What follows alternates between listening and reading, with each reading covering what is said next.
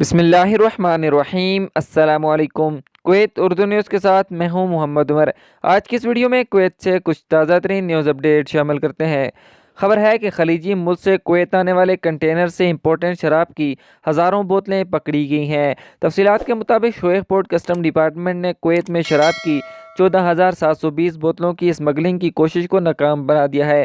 Custom افسران کو ایک خلیجی ملک سے آنے والے ایک کنٹینر پر شبہ تھا جس میں گھریلو برتن اور سامان موجود تھا۔ کنٹینر کو کھولنے پر انہیں 1240 کارٹن ملے ہیں جن میں 14,720 شراب کی بوتلیں موجود تھیں۔ شراب کی تمام بوتلوں کو قبضے میں لے کر قانونی کارروائی کی جا رہی ہے۔ کسٹم کی جنرل ایڈمنسٹریشن کے ڈائریکٹر جنرل سلیمان عبدالعزیز الفہد نے منشیات اور ممنوع اشیاء کی اسمگلنگ کی کوشش کو مقابلہ کرنے میں کسٹم کے ملازمین کی تعریف کی ہے۔ اس بات پر بھی زور دیا ہے کہ کسٹم افسران اپنے طویل تجربے اور جدید آلات جو انہیں فراہم کیے گئے ہیں ان اسمگلروں کی تلاشی لیں جو کویت کو ہر برائی سے نشانہ بنانے کی کوشش کرتے ہیں۔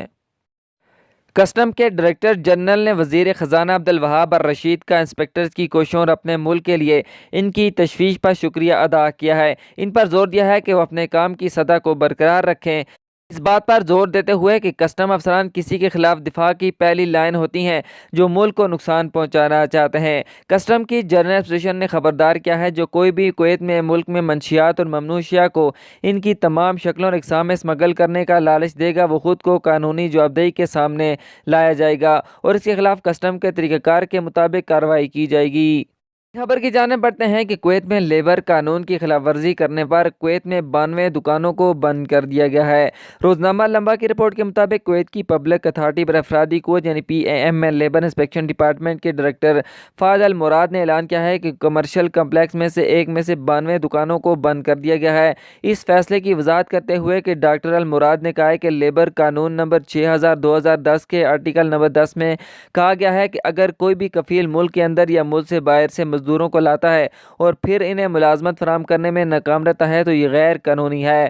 قانون کے آرٹیکل نمبر 10 کی خلاف ورزی کرنے والوں کو 3 سال سے کم مدت کے لیے قید یا ہر کارکن کے لیے 2000 سے 10,000 کویتی دینار کے جرمانے کی سزا دی جائے گی۔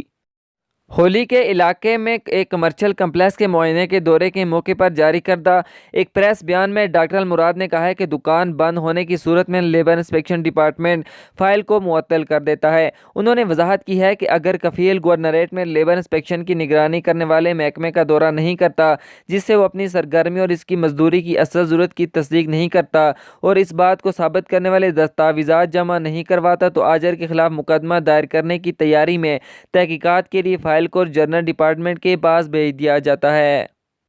کویت سے اگلی خبر ٹریول کے حوالے سے شامل کرتے ہیں کہ کویت کو ان ممالک کی فہرست میں شامل کر لیا گیا ہے جن کے لیے بنیادی ویکسینیشن شیڈول کا مکمل ہونے کا سرٹیفکیٹ اپلوڈ کیا جا سکتا ہے۔ اس کے لیے ہندوستان کے سفر کے لیے منفی PCR ٹیسٹ کی ضرورت کو اب منسوخ کر دیا گیا ہے۔ کویت سے ہندوستان جانے والے مسافروں کو سفر سے پہلے PCR ٹیسٹ کروانے کی اب ضرورت نہیں ہوگی۔ مسافروں کو اپنے کووڈ-19 ویکسینیشن سرٹیفکیٹ کے ساتھ آن لائن ایئر سویدھا پورٹل پر صرف ایک خود کا اعلان یعنی سیلف ڈکلیریشن فارم جمع کرنے کی ضرورت ہوگی۔ اگلی خبر شامل کرتے ہیں کہ کویت کے مقامی میڈیا کے مطابق کویت میں ایک جامع مسجد کی چھت جزوی طور پر گر گئی جس سے نمازیوں کو کوئی نقصان نہیں پہنچا ہے۔ تفصیلات کے مطابق جب مومنین رمضان کے موجودہ مقدس مہینے کے اعزاز میں نماز تراویح ادا کر رہے تھے تو کویت سٹی میں ایک مسجد کی چھت گر گئی۔ اخبار نے اطلاع دی ہے کہ نماز کے دوران چھت کی سجاوٹ گر گئی ہے لیکن ابھی تک اس سے کوئی زخمی ہونے کی اطلاع موصول نہیں ہوئی ہے۔ گرنے کی وجہ سے امام نے نماز روک دی تھی۔ بعد میں کارکنوں نے نقصان کی مرمت کی کیونکہ گرنے والی سجاوٹ کے نشانات نے مسجد کے اندر زمین کے کچھ حصوں کو ڈھانپ دیا تھا۔